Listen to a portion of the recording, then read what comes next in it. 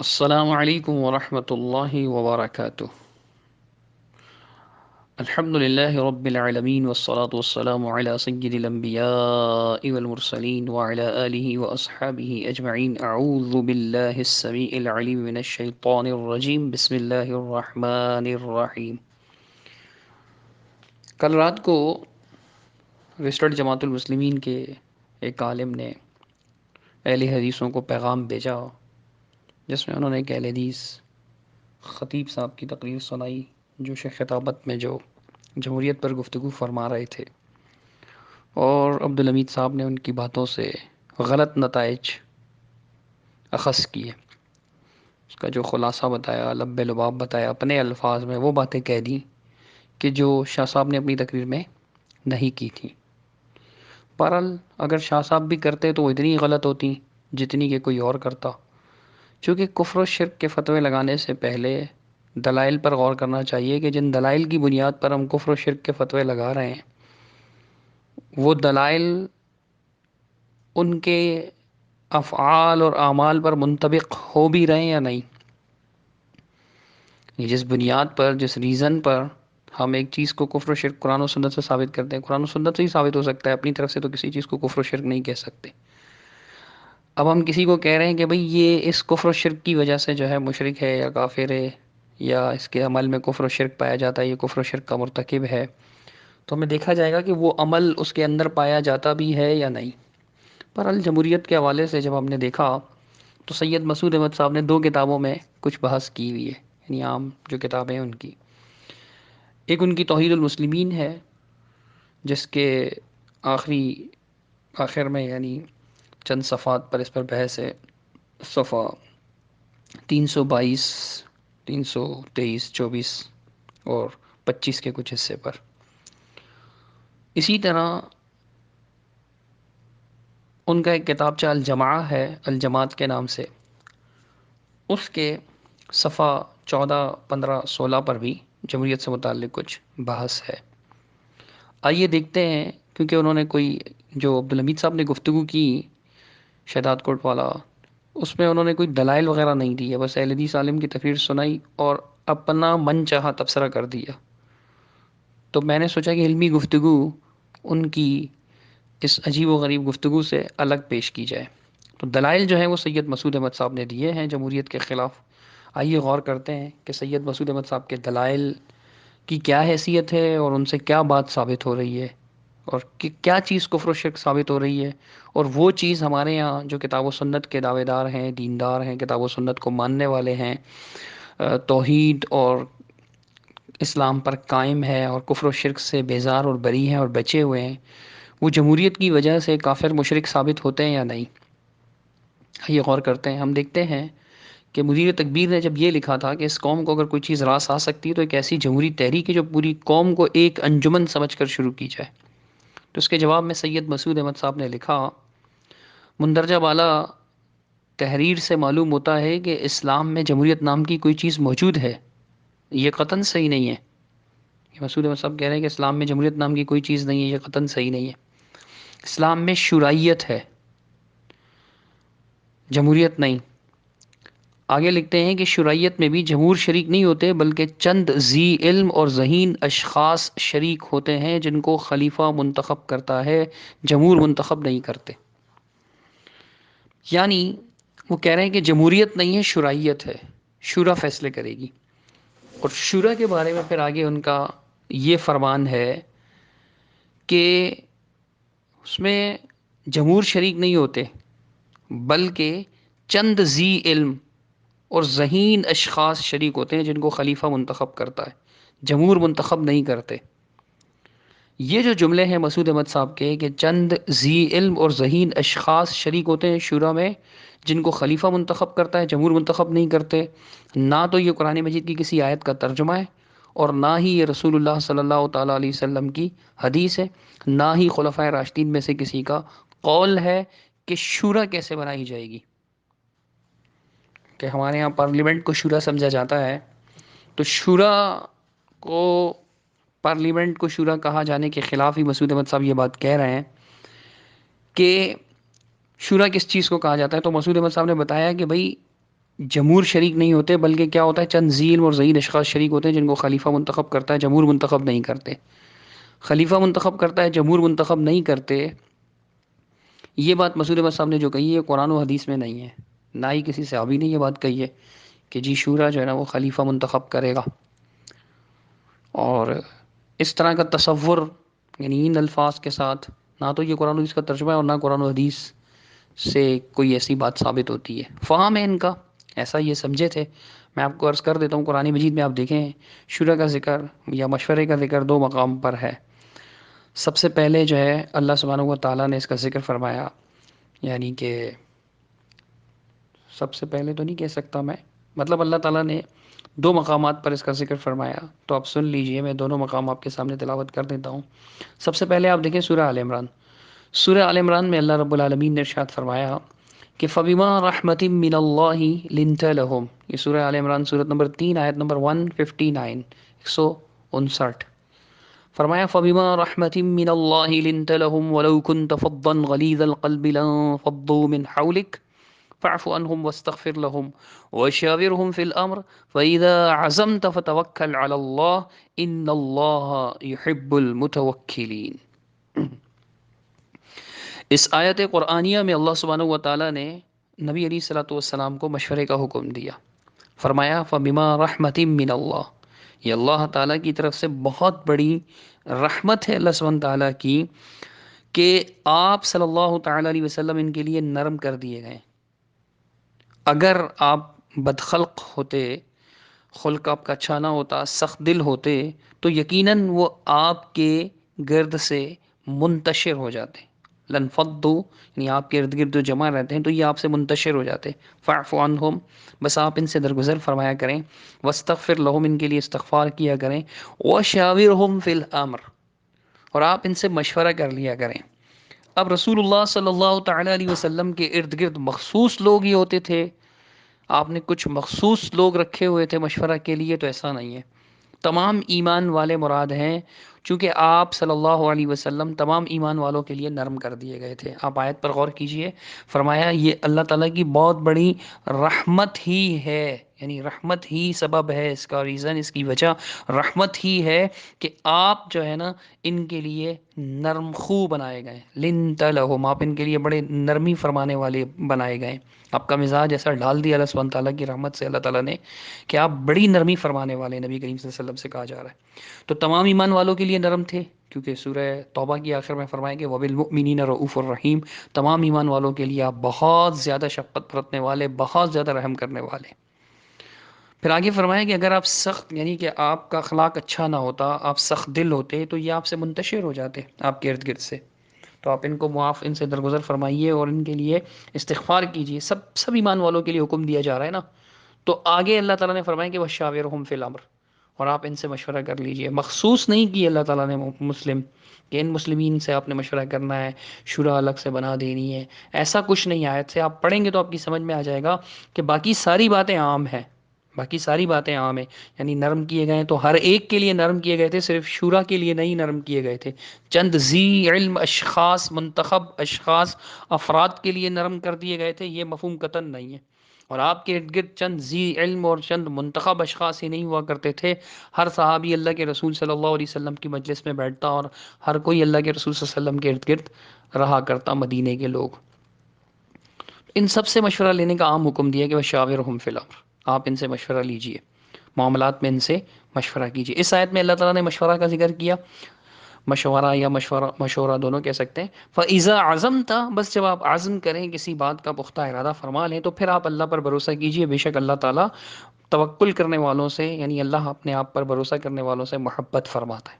اس آیت میں اللہ سبحانہ و تعالیٰ نے ایمان والوں کا بھی ذکر فرمایا کہ جن سے مشورہ کا حکم دیا، اور اللہ کے رسول صلی اللہ علیہ وسلم کو ان سے مشورہ کا حکم دیا تو یہ عام لوگ تھے، یہ خاص لوگ نہیں تھے۔ مسعود احمد صاحب نے جو یہ لکھا ہے کہ چند ذی علم اور ذہین اشخاص شریک ہوتے ہیں شورا میں، جن کو خلیفہ منتخب کرتا ہے، جمہور منتخب نہیں کرتے، یہ ان کا اپنا فام ہے۔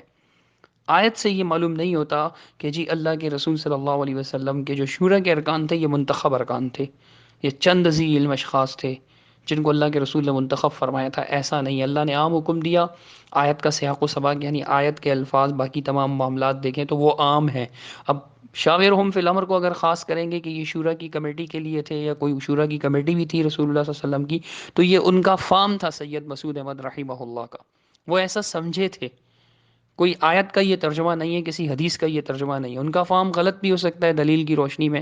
جب غور کرتے ہیں تو دلیل کی روشنی میں ان کا یہ فام غلط ہی ثابت ہوتا ہے، چونکہ جب آیت عام ہے تو پھر مشورہ کے لیے خاص لوگ کیسے ہوں گے؟ اور واقعہ میں اس کا ثبوت بھی نہیں ملتا کہ اللہ کے رسول صلی اللہ تعالی علیہ وسلم نے مشورہ کے لیے کچھ خاص لوگوں کو منتخب فرمایا ہو. اگر اس کا ذکر مل جائے حدیث میں تو میں اپنی اس غلطی سے رجوع کر لوں گا، لیکن ایسا نہیں ہے. آگے دیکھیے سورہ شورى سورت نمبر 42 آیت نمبر 38. اللہ سبحانہ و تعالیٰ نے بیان فرمایا کہ والذین استجابوا لربهم واقاموا الصلاة،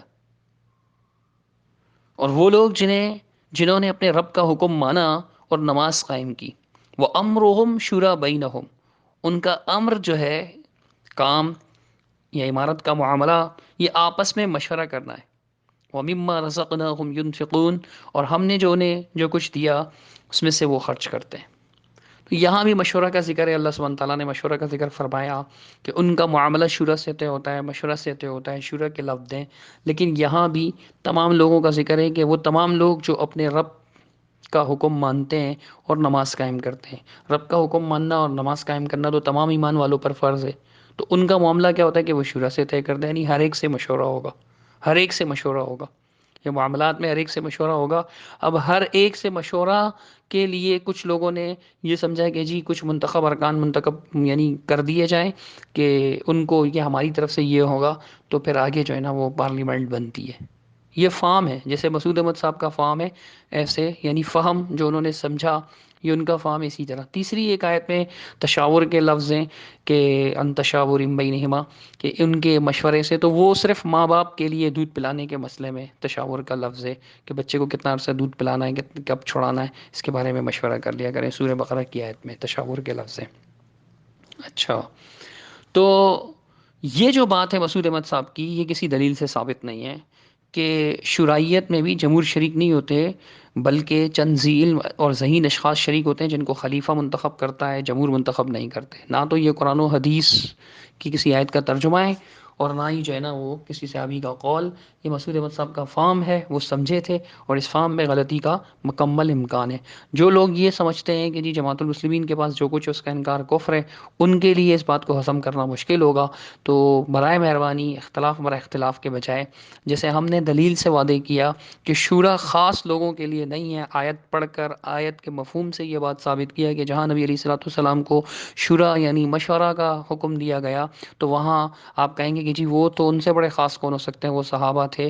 تو ہم عرض کریں گے کہ جی ہاں، لیکن صحابہ میں بھی فضیلت والے بھی تھے، علم والے بھی تھے، اور ایسے بھی تھے کہ جو مفضول تھے. سب سے زیادہ افضل صحابہ بھی تھے، مفضول صحابہ بھی تھے، اور اسی طرح علم والے بھی تھے، زیادہ علم والے بھی تھے، کم علم والے بھی تھے. وہ ہر لحاظ سے عام مسلمانوں سے بہتر تھے، لیکن ان کے مقابلے میں بھی تو رسول اللہ صلی اللہ علیہ وسلم تھے. سب ان میں سے بھی خاص نہیں کیا. تو ان کے بعد اگر کوئی خاص کرتا ہے تو خاص کرنے کے لیے اسے دلیل دینی ہوگی. اب آگے وہ لکھتے ہیں مسعود احمد صاحب، دوسرا پوائنٹ میں آؤں گا عبارت پر ان کے. دوسری بات جو انہوں نے لکھی ہے کہ مزید برآں خلیفہ مشورہ تو لیتا ہے لیکن مشورہ کا پابند نہیں ہوتا. یعنی وہ مشورہ لے گا خلیفہ، لیکن مشورہ کا پابند نہیں ہوگا. یہ بھی مسعود احمد صاحب کی ذاتی رائے ہے کہ خلیفہ مشورہ کا پابند نہیں ہوگا. اس کے برخلاف کوئی کہہ سکتا ہے کہ جی حاکم وقت کو مشورہ کا پابند نہ کیا جائے تو یہ تو بدترین ڈکٹیٹرشپ ہو جائے گی، وہ منمانی کرے گا، اس کے لیے ظلم و ستم کی راہ ہموار ہو جائے گی، پھر وہ جو من میں آئے گا کرے گا، اسے کوئی روکنے والا نہیں ہوگا. تو آپ اس کو کیسے جواب دیں گے؟ یعنی آپ کہیں گے کہ جی مشورے کا پابند نہیں ہے، وہ مشورہ لے گا لیکن مشورے کا پابند نہیں ہے، خلیفہ کی مرضی جو چاہے کرے، مشورہ قبول کرے نہ کرے، اپنی مرضی کا حکم نافذ کرے، ساری شورا ایک طرف اور وہ اکیلا ایک طرف. تو یہ قرآن و حدیث میں تو نہیں ہے کہ وہ مشورے کا پابند نہیں ہے. اگر ہے تو مسعود احمد صاحب نے یہاں کوئی بھی آیت یا حدیث نقل نہیں کی ہوئی ہے کہ خلیفہ جو ہے یا حاکم وقت جو ہے، اور صرف خلیفہ ہی کیوں، ملک بھی ہو سکتا ہے. قرآن و سنت میں اس چیز کا ذکر ملتا ہے، یعنی قرآن مجید میں ان چیزوں کا بھی ذکر ملتا ہے. جو بھی حاکم وقت ہو وہ مشورے کا پابند نہیں ہوگا. یہ فام ہے مسعود احمد صاحب کا. قرآن و حدیث میں کہیں بھی یہ بات نہیں ہے کہ وہ مشورہ کا پابند نہیں ہوگا. جو بھی سمجھتا ہے تو وہ ہم سے لڑے نہیں. ہم پر چرب زبانی، بد زبانی، ہیرا پھیری، فراڈ کا الزام لگانے میں محنت کرنے کے بجائے وہ آیت یا حدیث پیش کریں، چونکہ اب ان کی یہ حربے ان کے خود کے ناکام ہو جائیں گے. لوگ ان باتوں میں نہیں آئیں گے جو دلائل کو سمجھنے والے ہیں، جو دیکھیں گے کہ یار کون ہمیں قرآن و حدیث پڑھ کر سمجھا رہا ہے، وعدے کر رہا ہے. آپ کے سامنے یہ آیات ہیں قرآن مجید، آپ کے گھر میں اٹھا کر دیکھیں، محنت سے پڑھیں، سمجھیں. پھر ان سے پوچھیں کہ بھائی یہ کہاں ہے؟ کیا جیسے جمہوریت کفر ہے تو اسے آپ شریعت سازی کو بھی شرک کہتے ہیں نا، دین بنانے کو. تو یہ تو آپ دین بنا رہے ہیں کہ شورا میں چند ذی علم اور ذہین اشخاص ہوں گے جن کو خلیفہ منتخب کرے گا، جمہور منتخب نہیں کر سکتا. تو یہ سب کچھ بھی تو آپ قانون سازی کر رہے ہیں نا، یہ آپ کا بنایا ہوا قانون ہے. تشریع جس کو آپ کہتے ہیں، توحید فی التشریع، توحید المسلمین میں آپ نے عنوان قائم کیا، یعنی قانون سازی، شریعت سازی. اس میں بھی اللہ ہی کو یعنی حاکم ماننا ہے. بے شک ایسا ہی ہے، لیکن یہ آپ بھی تو ایک قانون بنا رہے ہیں نا، تو اس کی دلیل تو نہیں دی آپ نے کوئی. تو دوسرا قانون جو مسعود صاحب نے بنایا ہے کہ جی یہ الجماعت کے حساب سے کہہ رہا ہوں، صفحہ نمبر 14، اور آئینہ دار اگر کسی کے پاس ہو، یعنی جماعت اسلامی کی دعوات اور تحریک اسلام کے آئینہ دار ہیں، پمفلٹس کا مجموعہ، اس کے 583 پر یہ 583 نمبر کے پیج پر یہ بات موجود ہے. تو یہ جو دوسری بات مسعود احمد صاحب نے کہی، یہ بھی غلط ہے کہ مشورہ تو لیتا ہے لیکن مشورے کا پابند نہیں ہوتا. یہ تو ڈکٹیٹرشپ ہو جائے گی. تو آپ جو کچھ سمجھے ہیں اس کو دین تو نہیں بنا سکتے نا. یا آپ کی سمجھ یعنی مسعود احمد صاحب کی سمجھ کو دین بنانے کی گنجائش موجود ہے؟ نہیں. اس کے برعکس بھی قرآن و مجید سے، یعنی کہ آپ کے فام کے برعکس بھی استدلال ہو سکتا ہے. استدلال کیا ہو سکتا ہے؟ بلکہ وعدے ہے. آپ دیکھیے کوئی کہہ سکتا ہے کہ یہ تو جی سورج کے پجاریوں کا مذہب تھا، کہ معاملہ جو ہے حاکم وقت کے پاس ہوگا، جو بھی حاکم ہو. یہ تو سورج کے پجاریوں کا معاملہ تھا. آپ دیکھیں سورۃ النمل اٹھائیں، آپ آیت نمبر 20 سے پڑھنا شروع کریں کہ سلیمان علیہ الصلوۃ والسلام نے جب مجلس برپا کی تو سلیمان علیہ الصلوۃ والسلام نے ہدہد کو نہیں پایا. وتفقد الطیر، ہدہد کو نہیں پایا تو فرمایا کہ مجھے کیا ہو گیا ہے کہ مجھے ہدہد نظر نہیں آ رہا ہے؟ کیا وہ غائبین میں سے؟ اگر ایسا ہوا تو میں اسے سخت عذاب دوں گا یا ذبح کر دوں گا، یا وہ میرے پاس کوئی ٹھوس یعنی بنیادی بسلطان مبین، کوئی ٹھوس ضرور میرے پاس کوئی مضبوط دلیل، روشن دلیل لے کر آئے. فمکث غیر بعید، تھوڑا سا ہی ٹھہرے تھے کہ وہ آ گئے. انہوں نے کہا کہ میں ایک ایسی خبر لایا ہوں جس کا آپ احاطہ نہیں کر پائے. میں سبا سے آپ کے پاس ایک یقینی خبر لایا ہوں. جئتک من سبأ بنبأ یقین، بنبأ یقین، میں ایک یقینی خبر لے کر آیا ہوں. وہ کیا ہے کہ میں نے ایک قوم کو دیکھا، وجدت امرأة تملکہم، ایک عورت جو ان پر ملوکیت کرتی ہے، بادشاہت کرتی ہے، حاکمیت کرتی ہے، امارت کرتی ہے. وہ اوتیت من کل شیء، اسے ہر چیز میں سے دیا گیا، اور اس کا ایک بڑا خوبصورت یعنی بڑا ہی عظیم بہت بڑا عرش بھی بنا ہوا ہے، اس کا تخت بنا ہوا ہے، یعنی شاندار تخت ہے اس کا. وجدتها وقومها، میں نے اسے اور اس کے قوم کو پایا، یسجدون للشمس من دون اللہ، اللہ کے علاوہ وہ سورج کی پرستش کرتے ہیں، اور شیطان نے ان کے لیے اس عمل کو ان کے یعنی مزین کر دیا، خوبصورت کر دیا، آراستہ و پیراستہ کر دیا. فصدهم عن السبیل فهم لا يهتدون، اور ان کو راستے سے روک دیا، وہ ہدایت نہیں پاتے. یہ ساری باتیں کرتے کرتے یہ وجہ تھی میں وہاں چلا گیا تھا. تو سلیمان علیہ الصلوۃ والسلام نے فرمایا آگے سورۃ نمل سورۃ نمبر 27 آیت نمبر 20-27، قال سننظر اصدقت ام كنت من الكاذبین، کہا ہم ضرور دیکھیں گے، ان قریب ہم جان جائیں گے، دیکھ لیں گے کہ تو نے سچ کہا یا تو جھوٹ بولنے والوں میں سے.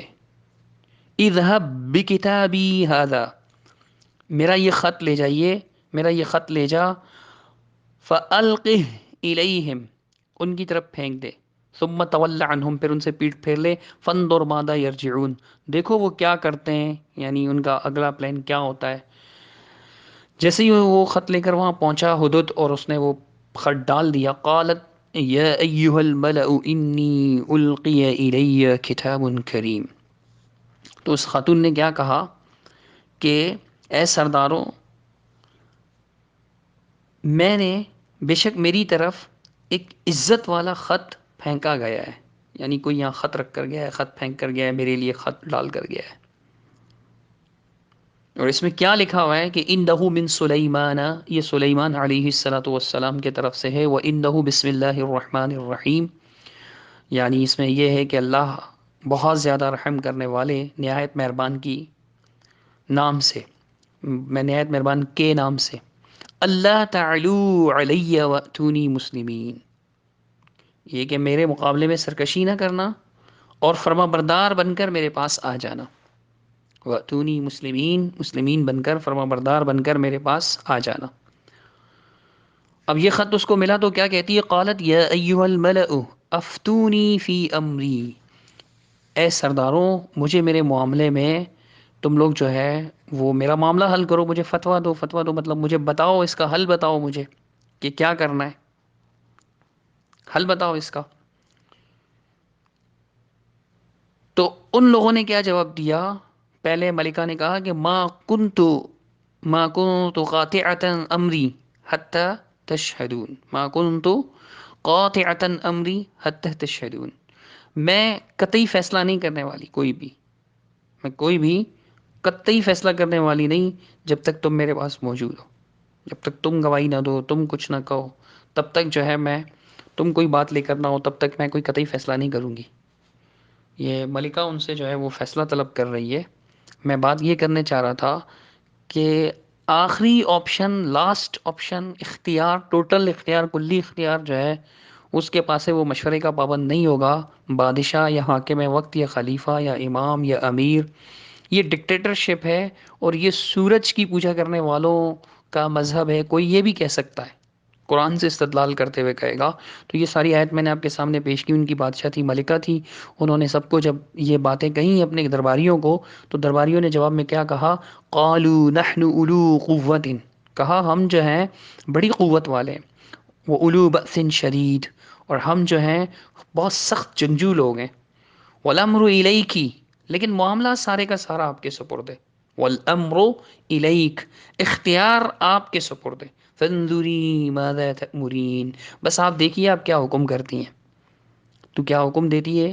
حکم تیرا چلے گا، فیصلہ تیرے ہاتھ میں. تو وہ کہہ سکتے ہیں کہ جی یہ دیکھیے یہ تو پورا ڈکٹیٹرشپ جو ہے نا، وہ سورج کی پوجا کرنے والے ملکہ سبا کی قوم کا مسئلہ تھا کہ جی مشورہ نہیں ہوگا، بس مشورہ لے گی بھی تو فائنل جو ہے نا وہ ڈیسیجن جو ہے اسی کے ہاتھ میں ہوگا، وہ مشورے کی پابند نہیں ہوگا، مشورے کا پابند نہیں ہوگا. وہ کہہ سکتے ہیں یہ تو وہی والی بات ہو گئی جو سورج کے پجاریوں نے کہی تھی، کیوں مشورے کا پابند نہیں ہوگا؟ کیا دلیل ہے آپ کے پاس اس بات کی؟ یہ تو ڈکٹیٹرشپ آپ اس کو دے رہے ہیں، وہ جو چاہے کرتا پھر جو اشکالات آپ جمہوریت پر پیش کرتے ہیں وہ سارے اشکالات ان پر بھی آئیں گے. تیسری بات میں کرنا چاہوں گا اس سلسلے میں، مسعود احمد صاحب نے جو کی ہے وہ کیا ہے؟ مسعود احمد صاحب نے لکھا کہ جمہوریت کا دار و مدار اکثریت پر ہے، اور اکثریت کا حال جو حال ہے وہ کسی پر مخفی نہیں. اللہ تعالیٰ فرماتا ہے وَلَكِنَّ أَكْثَرَ النَّاسِ لَا يَعْلَمُونَ. یہ تیسری بات ہے اس سلسلے کی، کو مسعود احمد صاحب نے ایک پیرا میں لکھی ہے. میں اس کو اپنے طور پر سمجھانے کے لیے تیسری بات کہہ رہا ہوں. آپ دیکھیں جمہوریت کا دار و مدار اکثریت پر، اور کہہ رہے ہیں کہ اکثریت کا حال جو ہے وہ کسی پر مخفی نہیں ہے، کسی سے چھپا ہوا نہیں ہے کہ اکثریت کا کیا حال ہے. تو کیا فرماتے ہیں سید مسعود احمد کہ وَلَكِنَّ أَكْثَرَ النَّاسِ لَا يَعْلَمُونَ، اللہ فرماتا ہے لیکن اکثر لوگ علم نہیں رکھتے. سورہ یوسف 40 اور سورہ روم 30 پیش کیے. ٹھیک ہے، تو اب سورہ یوسف کی جو 40 نمبر کی آیت پیش کی ہے کہ اکثر لوگ نہیں جانتے، یہاں بات توحید کی چل رہی ہے. سیاق و سباق تو دیکھا جائے گا نا قرآن مجید کا، کانٹیکس جس کو کہتے ہیں، کانٹیکس، پس منظر، کہ کس پس منظر میں گفتگو ہو رہی ہے، کس معاملے میں گفتگو ہو رہی ہے، کہاں آپ لے کر جا رہے ہیں. توحید کی بات چل رہی ہے. اللہ سبحانہ و تعالیٰ فرماتا ہے کہ یوسف علیہ الصلوۃ والسلام نے ان کو دعوت دیتے ہوئے کہا کہ ما تعبدون من دونه الا اسماء سمیتموها انتم وآباؤکم ما انزل اللہ بها من سلطان. یہ جن چیزوں کی تم پرستش کر رہے ہو، پوجا پاٹ کر رہے ہو، عبادت کر رہے ہو اللہ کے علاوہ، یہ کچھ نہیں ہے مگر چند نام ہیں جن کی تم پوجا پاٹ کر رہے ہو. انتم و آباؤکم، تم بھی اور تمہارے باپ دادا بھی. اللہ تعالیٰ نے ان کے لیے کوئی واضح دلیل نازل نہیں کی، سلطان نازل نہیں کی. ان الحکم الا للہ، حکم صرف اللہ کا، اللہ کے سوا کسی کا نہیں. ہمارا اللہ تعبدوا الا ایہ، ہمارا اللہ تعبدوا الا ایہ، اس کا یہ حکم ہے، اس نے یہ حکم دیا کہ تم عبادت نہ کرو مگر صرف اسی کی. ذالک الدین القیم، یہی دین قیم ہے. ولکن اکثر الناس لا يعلمون، لیکن اکثر لوگ نہیں جانتے.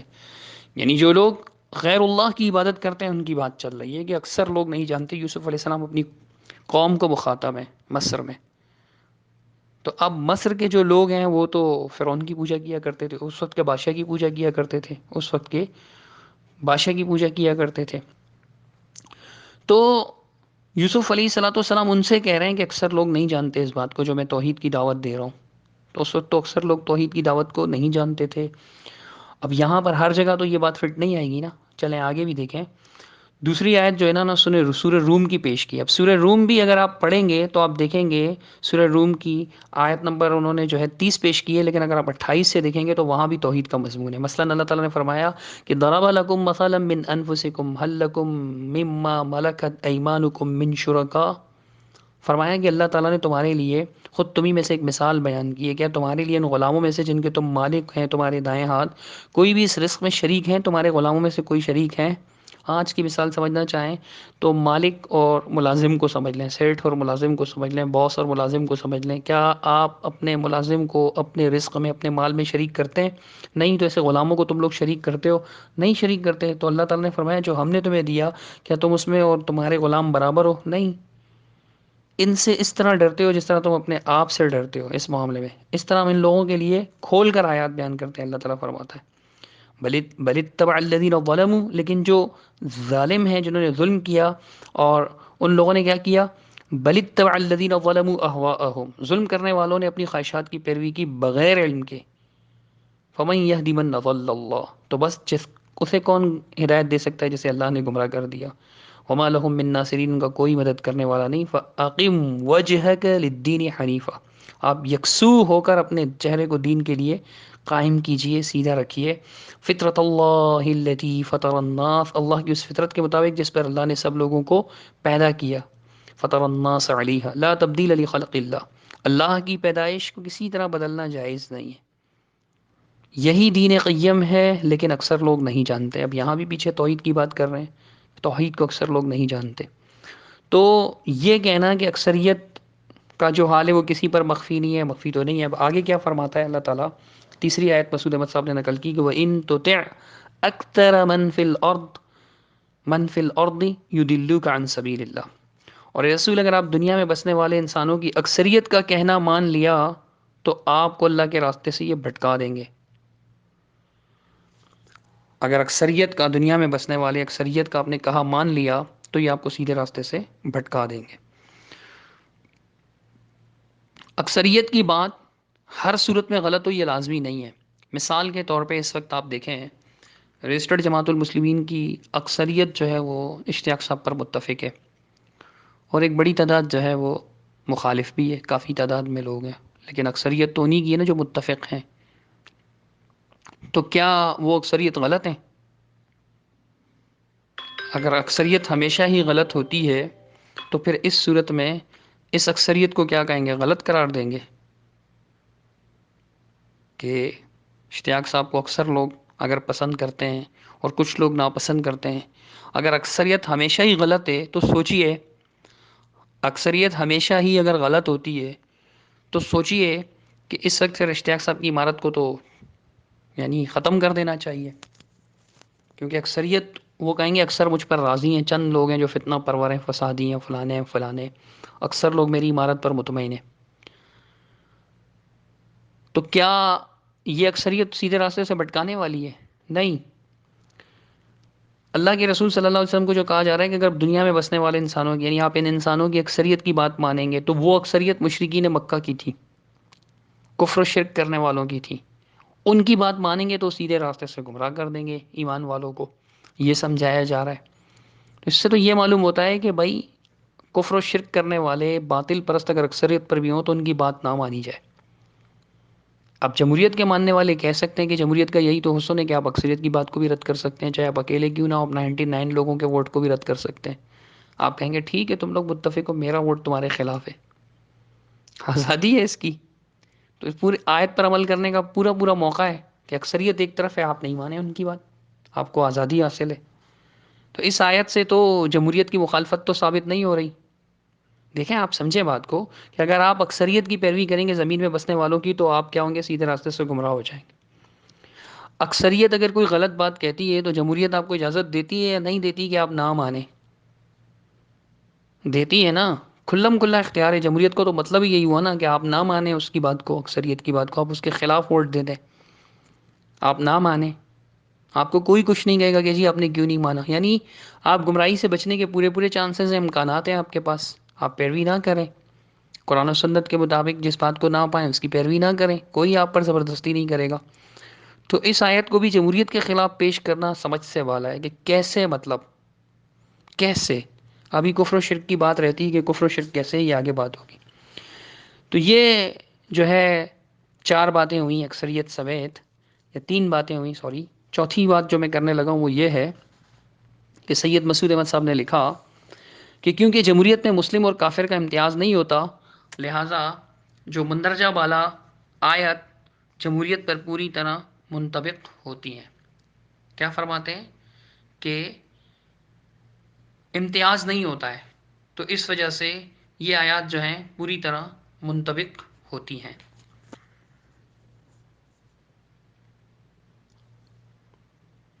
کافر اور مسلم میں امتیاز نہیں ہوتا، لہٰذا مندرجہ بالا جمہوریت پر پوری طرح منطبق ہوتی ہے. اگر یہ بات کہی جائے تو یہاں پر تو مسلم اکثریت ہے، مسلم ممالک میں تو یہ بات فٹ نہیں آئے گی نا. وہاں چلیں مان لیا کہ کافر اور مسلم میں فرق نہیں کیا جاتا، جمہوریت میں مان بھی لیا جائے، ایک انسان ہونے کی حیثیت سے سب کی رائے کو برابر سمجھا جاتا ہے، تو مسلم ممالک میں تو یہ والا معاملہ بھی نہیں ہوگا.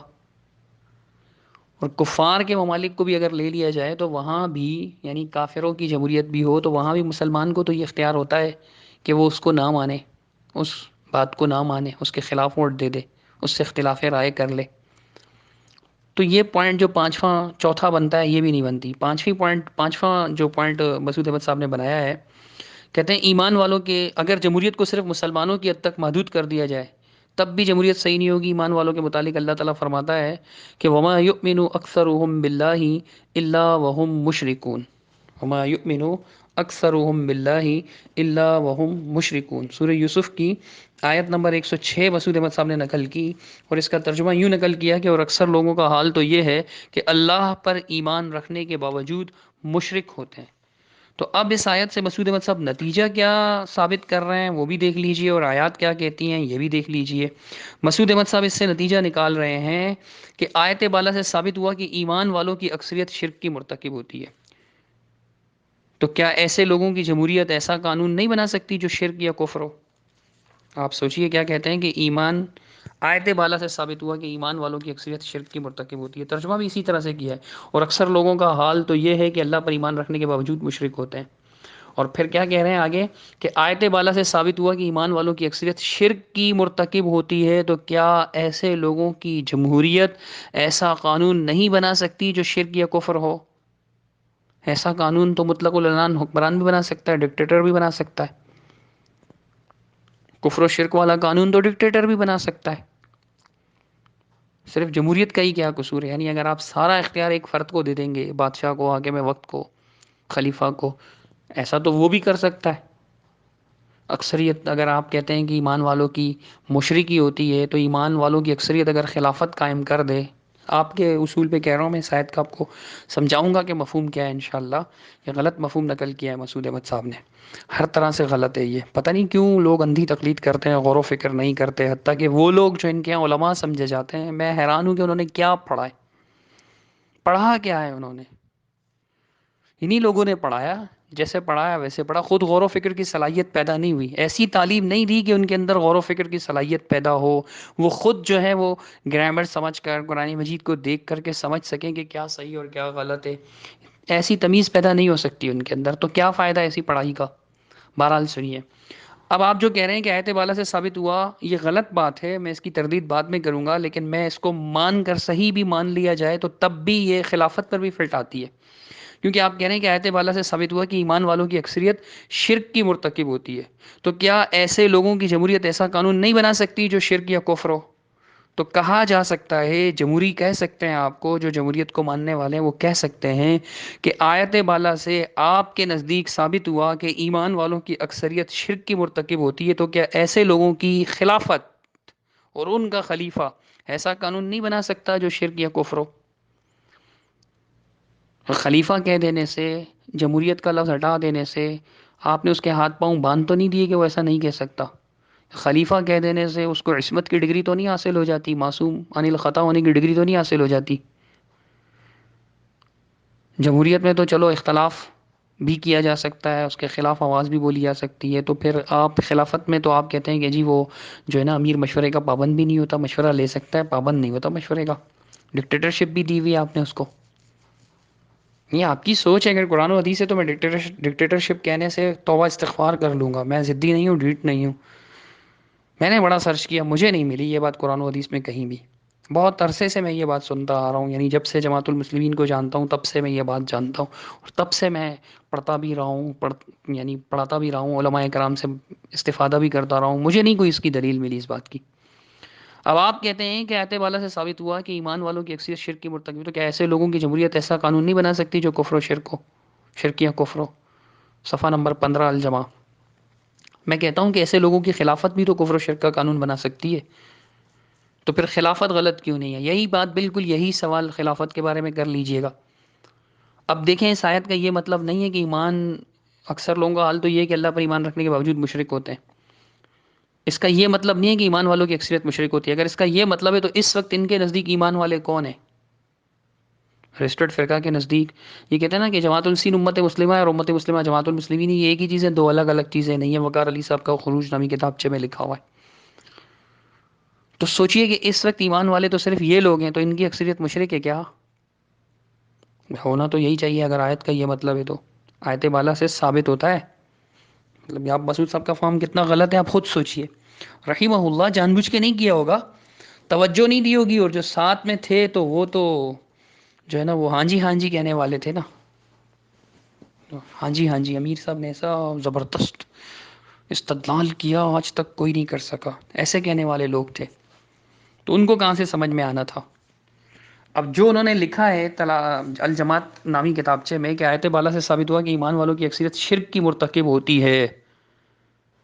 ایمان والوں کی اکثریت اگر شرک کی مرتکب ہوتی ہے تو اس وقت آپ لوگ ہی ایمان والے ہیں نا، باقی تو ایمان والے نہیں ہیں، تو آپ کی اکثریت شرک میں مبتلا ہے۔ اکثریت آپ کس چیز کو کہیں گے؟ کم از کم بھی مطلب 50 یا 19-20 کا فرق، 50-51 کا، 49-50 کا، کچھ بتائیے مجھے، میری تو ویسے ریاضی بھی کمزور ہے، میں پھنس جاتا ہوں ریاضی کی بات کر کے۔ تو سوچئے کہ آپ، یعنی اگر آپ میں سے 51 لوگ جو ہے نا وہ جناب مشرک ہیں اور 49 لوگ جو ہیں آپ میں سے مسلم ہیں، چونکہ آپ کا یہ اصول ہے، آپ کا یہ مذہب ہے کہ آیت بالا سورہ یوسف کی آیت نمبر 106 نقل کر کے آپ کہتے ہیں کہ آیت بالا سے ثابت ہوا کہ ایمان والوں کی اکثریت شرک کی مرتکب ہوتی ہے۔ استغفر اللہ، یہ مفہوم نہیں ہے اس آیت کا۔ اگر یہ مفہوم ہے، نعوذ باللہ ثم نعوذ باللہ، تو میں صحابہ کے دور کے بارے میں تو سوال پوچھنا بھی مناسب نہیں سمجھتا۔ تابعین کے دور میں اکثریت اہل اسلام کی تھی، تو کیا اکثریت مشرک تھی اس وقت؟ اکثریت مشرک تھی؟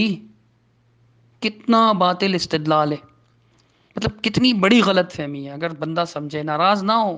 بہت سے لوگ ناراض ہونے لگتے ہیں کہ یہ مسعود صاحب کی بات کو اتنی بڑی غلطی کیوں کہہ رہا ہے۔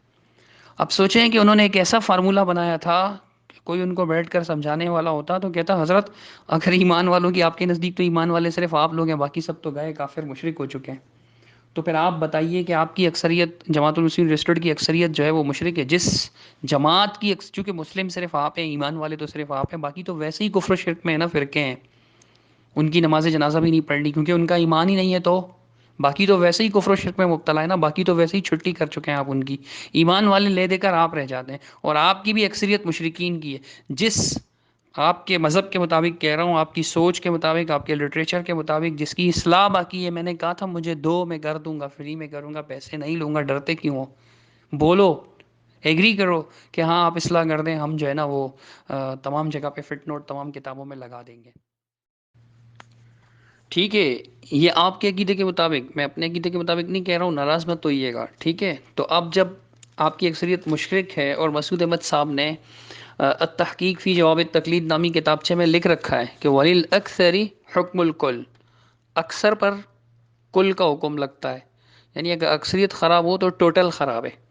اب آپ کی اکثریت آپ کے فارمولے کے مطابق چونکہ ایمان لانے والوں کی اکثریت مشرک ہوتی ہے، شرک کی مرتکب ہوتی ہے، تو آپ کی اکثریت اس وقت مشرک ہے، تو کیا آپ پر جماعت المسلمین کا اطلاق ہو سکتا ہے؟ نہیں نا، جس کی اکثریت مشرک ہو تو جماعت المشرکین مشرکین ہوگی، وہ جماعت المسلمین نہیں بلکہ جماعت المشرکین ہوگی. تو آپ کے فارمولے کے مطابق آپ جماعت المسلمین رہے نہیں. خیر، اب میں اس آیت کا ذرا صحیح مفہوم بھی عرض کر دوں، چونکہ بہت زیادہ غلط فہمی پھیلائی جاتی ہے اس آیت کو لے کر کے. آپ اس کو یہاں سے پڑھیں کہ سورہ یوسف کو آیت نمبر 102 سے پڑھنا شروع کریں. اللہ تعالیٰ نے جب یوسف علیہ السلام کی دعا نقل کی سارا کچھ، تو فرمایا کہ ذالک من انباء الغیب. یوسف علیہ السلام کا طویل ترین قصہ، ان کا بھائیوں ان کے بھائیوں کا ان کے حسد میں مبتلا ہونا، پھر ان کو جو ہے وہ جنگل میں چھوڑنا کنویں میں، اور پھر وہاں سے لے کر جانا قافلے کا مصر میں رہنا، پھر وہاں پر عزیز مصر کے گھر پہ ان کے ساتھ جو معاملات ہونا، جیل پہنچنا، جیل سے نکلنا، بادشاہ کے محل تک آج، یہ سارے معاملات ہونے کے بعد یہ ساری غیب کی چیزیں تھیں نا. تو اللہ فرماتا ہے ذالک من انباء الغیب، یہ سب کے سب غیب کی خبریں. نوحیہ الیک، یہ ہم نے آپ کی طرف وحی کی ہیں. ما وما کنت لدیہم اذ اجمعوا امرہم وہم یمکرون، آپ اس وقت وہاں موجود تو نہیں تھے کہ جب وہ یوسف علیہ السلام کے خلاف جو ہے وہ متفق ہو گئے اور وہ چال چل رہے تھے. آگے اللہ نے فرمایا وما اکثر الناس ولو حرست بمؤمنین، اور نہیں ہے اکثر لوگ اگرچہ آپ کتنے ہی حریص ہوں ایمان لانے والے، یعنی آپ کتنی ہی حرص کریں، آپ کتنے ہی ان کے ایمان کے بارے میں حریص ہوں، اکثر لوگ ایمان لانے والے نہیں ہیں. وما تسألهم علیہ من اجر، حالانکہ آپ ان کو جو ایمان کی دعوت دیتے ہیں اس پر ان سے کوئی اجر تو طلب نہیں کرتے. ان ہوا الا ذکر للعالمین، یہ تو ایک نصیحت ہے تمام جہانوں کے لیے. پھر آگے اللہ فرماتا ہے یہ غیب کی خبریں دینے کے بعد کہ یہ ساری چیزیں دیکھ کر، نشانیاں دیکھ کر تو ان کو ایمان لانا چاہیے تھا، لیکن ہوتا کیا ہے کہ وَكَأَيٍّ مِّنْ آيَةٍ فِي السَّمَاوَاتِ وَالْأَرْضِ، زمین و آسمان میں ایسی کتنی نشانیاں ہیں کہ جن پر سے یہ گھومتے پھرتے ہیں، چلتے پھرتے ہیں. یمرون علیہا، جن پر یہ گھومتے پھر وہم عنہا معرضون، اور یہ اس سے اعراض کرنے والے ہیں، توجہ نہیں دیتے، نظر انداز، نیگلیکٹ کرتے ہیں. جیسے آج جماعت المسلمین کے لوگ جو ہیں، رجسٹرڈ جماعت المسلمین کے دلائل کو نظر انداز کرتے ہیں، وہ ان سے اعراض کرتے ہیں. وما یؤمن اکثرهم باللہ، ان کی اکثریت جن کی بات چل رہی ہے پیچھے کہ ان کی اکثریت ایمان لانے والے نہیں ہیں، ایمان نہیں لائیں گے، یہ ان کی اکثریت اللہ پر ایمان لاتی ہے، مگر یہ کہ وہ شرک کرتے ہیں اللہ کے ساتھ. اب ان کی اکثریت کی بات چل رہی ہے، مشرکین مکہ کی. یہ سورہ یوسف جو ہے مکی سورہ ہے اور مکہ کی بات چل رہی ہے، اور آپ جو ہے نا اس کو لے کر کے کہتے ہیں کہ ایمان والوں کی اکثریت مشرک ہوتی ہے. آپ باقاعدہ ایک فارمولہ بنا رہے ہیں کہ جی ایمان والوں کی اکثریت مشرک ہوتی ہے. نعوذ باللہ ثم نعوذ باللہ ثم نعوذ باللہ. آپ کے اس طرح کے عقائد کے مطابق تو آپ کے نزدیک ثم نعوذ باللہ آپ ایسا کہتے نہیں ہیں، لیکن لازم آتا ہے، لازم آتا ہے کہ پھر تو آپ صحابہ کے بارے میں بھی کیا ایسا کہیں گے؟ نہیں کہیں گے نا، نہیں کہتے آپ کو کہنا بھی نہیں چاہیے. تو پھر آپ اس باطل نظریے سے رجوع کریں، چونکہ اس سے یہ لازم آتا ہے. بہرحال آپ لوگ پھر اس کو سمجھیے گا، خوب سے دیکھ لیجیے گا. اس آیت کا یہ مطلب نہیں ہے، اس کا مطلب یہ کہ اکثر لوگ اللہ پر ایمان لاتے ہی نہیں ہیں، مگر یہ کہ اللہ پر ایمان لانے کے بعد وہ مشرک ہوتے ہیں. وہ ان اکثریت کی بات، اکثر ہم ضمیر ہے، پروناؤن ہے، اس کے لیے ایک مرجع چاہیے ہوتا ہے، یعنی یہ کسی کی طرف لوٹے، کچھ لوگوں کا ذکر کر رہا ہوتا ہے. پیچھے کن کا ذکر ہے؟ مشرکین مکہ کا، کہ ان کی اکثریت اللہ پر ایمان نہیں لاتی مگر مشرک ہوتی ہے. ایمان والوں کی اکثریت مشرک ہوتی ہے، یہ بات اس آیت میں نہیں ہے. ان کی اکثریت جن کے بارے میں فرمایا کہ اکثر لوگ ایمان والے نہیں، اگرچہ ایمان لانے والے نہیں، اگرچہ اب کتنے ہی حریص ہوں، ان کی بات چل رہی ہے پیچھے آیت میں. اکثرہم، ان کی اکثریت، صرف یہ نہیں ہے کہ وما یؤمنو اکثر باللہ، اکثر لوگ اللہ نہیں، ان کی اکثریت اللہ پر ایمان. اور مسعود صاحب نے ترجمہ کیا اکثر لوگوں کا حال تو یہ کہ اللہ پر، اکثر لوگوں کا حال نہیں، ان کی اکثریت کا حال. اکثرہم کا ترجمہ رہ گیا مسعود احمد صاحب سے. کوئی بھی ایسا ترجمہ آپ دیکھیں گے کہ جنہوں نے ترجمہ میں بہت زیادہ باریک بینی کا خیال رکھا اور الفاظ کی پوری رعایت رکھی ہے، جیسے آج کل جدید ترجمہ میں شیخ عبدالسلام بٹوی صاحب حفظہ اللہ کا ترجمہ دیکھ لیں آپ، انہوں نے بہت رعایت رکھی ہے. وہ دیکھیں یہ کریں گے ان کی اکثریت ضرور کہیں گے وہ.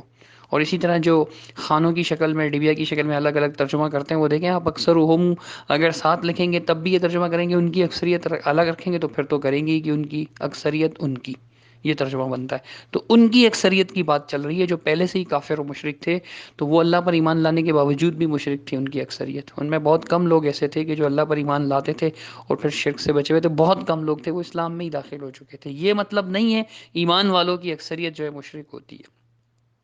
تو یہ پانچویں بات تھی اس سلسلے کی جو مسعود احمد صاحب رحمہ اللہ نے نقل کی الجماعت میں. جمہوریت پر ہماری بات چل رہی ہے. چھٹا پوائنٹ جو ہے وہ میں چھٹا کہہ رہا ہوں اس کو، مطلب مسعود احمد صاحب نے نمبر نہیں ڈالے ہوئے، میں اپنی سہولت کے لیے آپ کو بتا رہا ہوں، اپنی سہولت کے لیے. تو لکھتے ہیں کہ برطانیہ کی پارلیمنٹ نے کیا ایسا قانون نہیں بنایا کہ جس نے ایک حرام فعل کو جائز قرار دیا؟ تو موجودہ مسلمانوں میں ایسے لوگوں کی اکثریت ہے جو شرک سے بہت سے عقائد اور اعمال کو شرک نہیں سمجھتے، یا جنہوں نے ایک اسلام کے 5 اسلام بلکہ اس سے بھی زیادہ اسلام بنا رکھے ہیں۔ تو اب یہ کہنا کہ جی برطانیہ کی پارلیمنٹ تو کافروں کی پارلیمنٹ ہے نا، پاکستان کی پارلیمنٹ میں ایسا اس لیے نہیں ہو سکتا کہ آپ خود دیکھ لیجئے گا پاکستان کا آئین، جو بھی پڑھے لکھے لوگ ہیں آئین مل جاتا ہے، نیٹ پہ بھی سرچ کریں گے تو نیٹ پہ بھی آئین مل جائے گا پاکستان کا۔ پاکستان کے آئین میں جہاں اسلامی احکام لکھے ہیں تو وہاں یہ بنیادی بات مینشن ہے، اس بات کو ذکر کیا گیا ہے کہ تمام موجودہ قوانین کو قرآن پاک و سنت میں منضبط اسلامی احکام کے مطابق بنایا جائے گا، اور جن کا اس حصے میں بطور اسلامی احکام حوالہ دیا گیا ہے، اور ایسا کوئی قانون وضع نہیں کیا جائے گا جو مذکورہ احکام کے منافی ہو، ان کے مخالف ہو، ان کے خلاف ہو، ایسا کوئی قانون نہیں بنایا جائے گا۔ ہمارے آئین میں قرآن پاک اور سنت کو بالادستی حاصل ہے، قرآن پاک اور سنت کے بارے میں احکام کیا ہے کہ بالادستی حاصل ہے۔